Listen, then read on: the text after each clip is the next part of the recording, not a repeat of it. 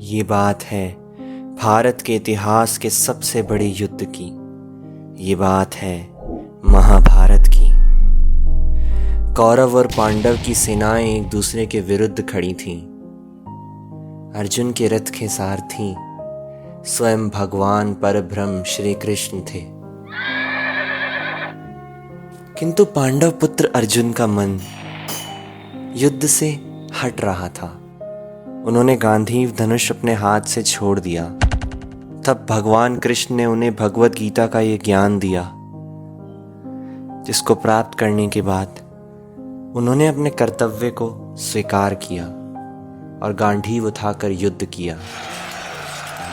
हम इसे दूसरे अध्याय से सीखना शुरू करेंगे। अर्जुन बोले, हे मधुसूदन, मैं रणभूमि में किस प्रकार बाणों से भीष्म पितामह और द्रोणाचार्य के विरुद्ध लड़ूंगा, क्योंकि हे हरिसूदन, वे दोनों ही पूजनीय हैं मेरे लिए। इसलिए इन महानुभाव गुरुजनों को ना मारकर मैं इस लोक में भिक्षा अन्न भी खाना कल्याणकारक समझता हूँ, क्योंकि गुरुजनों को मारकर भी इस लोक में काम रूप भोगों को ही तो भोगूंगा मैं।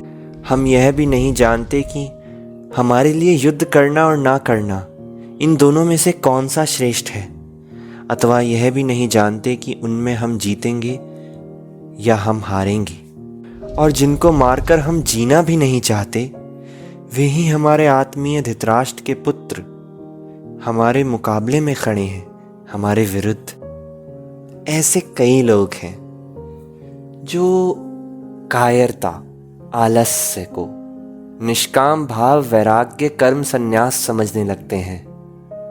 यहाँ पर भी कुछ ऐसा ही हो रहा था। ऐसे बहुत से लोग हैं जो कहते हैं, अगर मुझ पर कुछ जिम्मेदारियां ना होती तो अब तक मैं संन्यास ले चुका होता। सन्यासी कपड़े पहनने से नहीं बन जाता कोई। कर्म संन्यास, निष्काम भाव और वैराग्य, ये कर्म योग के बिना संभव नहीं है, क्योंकि जिसका चित्त शुद्ध नहीं है उसमें संस्कार है, उसमें इच्छाएं हैं। वो अगर अपने कपड़े बदल ले, इस दुनिया का त्याग भी कर दे, तो भी उसका मन इच्छाओं से भरा रहेगा। और जिस सन्यासी के मन में संसार की इच्छाएं हैं, जिनको वो बार बार दबा रहा है, इस अहंकार में कि वह सन्यासी बन चुका है, ऐसा मनुष्य ढोंगी है। तो एक ढोंगी सन्यासी बनने से अच्छा हमें कर्म योग करना चाहिए। संसार में रहकर अपने कर्तव्य का वहन करना चाहिए। इस संसार में रहकर अपने चित्त की शुद्धि करनी चाहिए, निष्काम कर्म करके। उसके बाद ही हम संन्यास के लिए खुद को तैयार कर सकते हैं। कुछ ऐसे एग्जाम्पल्स थे पास्ट में, जैसे आदि शंकराचार्य जी, जिन्होंने बचपन में ही संन्यास ले लिया था, 8 साल की उम्र में। लेकिन ऐसे लोगों के दिव्य संस्कार उन्हें संन्यास के लिए रेडी करते थे। पर 99% लोगों के संस्कार उन्हें संन्यास के लिए अभी रेडी नहीं करते। उनके लिए कर्म योग श्रेष्ठ है, जरूरी है, क्योंकि बिना चित्त को शुद्ध किए सन्यासी नहीं हो सकता कोई। संन्यास कपड़ा बदलने से नहीं, मन को बदलने से होता है, आत्मा को शुद्ध करने से होता है।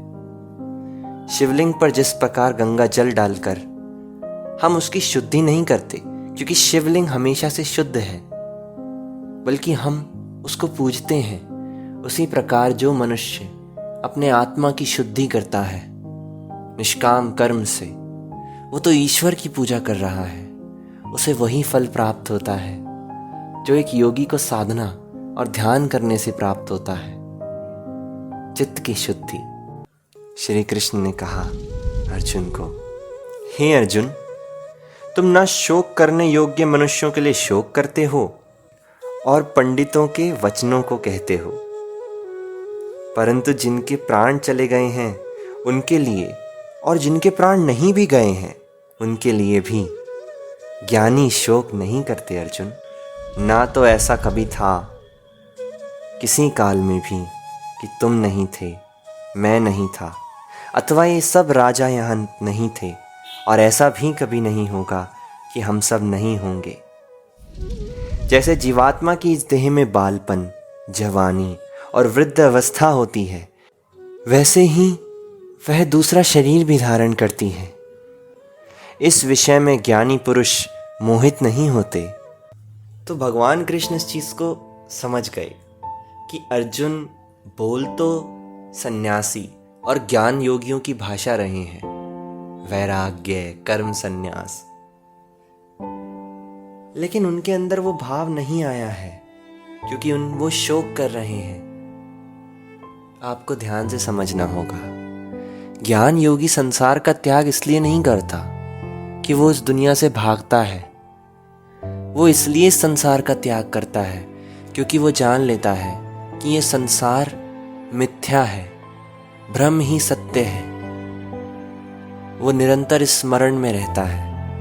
ऐसा ज्ञानी कर्म संन्यास के लिए तैयार है जिसमें लालसाएं नहीं है, जिसमें शोक नहीं है, जो ये नहीं मानता कि वह ये शरीर है। वो यह जानता है कि वह आत्मा है, वही आत्मा जो बालपन में भी वैसी ही थी, जवानी में भी वैसी ही है, बुढ़ापे में भी वैसी ही है और मृत्यु के बाद भी वो वैसी ही रहेगी और दूसरे जन्म के बाद भी वैसी ही रहेगी। जो इसे अच्छे से जान लेता है, वहाँ शोक और भय का सवाल ही नहीं उठता।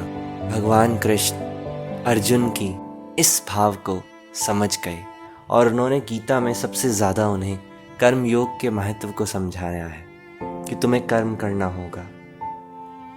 ये चीज़ आम मनुष्य के जीवन में ये सिखाती है कि बिना कर्तव्यों का पालन करे, बिना इस संसार में रह के चित्त की शुद्धि करे, संसार का त्याग करना भी संभव नहीं है। इसलिए यहाँ रहकर अपने कर्तव्यों का वहन करते रहिए। महानिर्वाण तंत्र कहता है कि जो फल एक योगी अपने ध्यान से प्राप्त करता है, कर्म योगी निष्काम भाव और अपने सारे ड्यूटीज को पूरा करके प्राप्त करता है। आज की इस वीडियो के लिए इतना ही। अगली वीडियो से हम कुछ राज जानेंगे मन और प्रकृति से संबंधित। हर हर महादेव।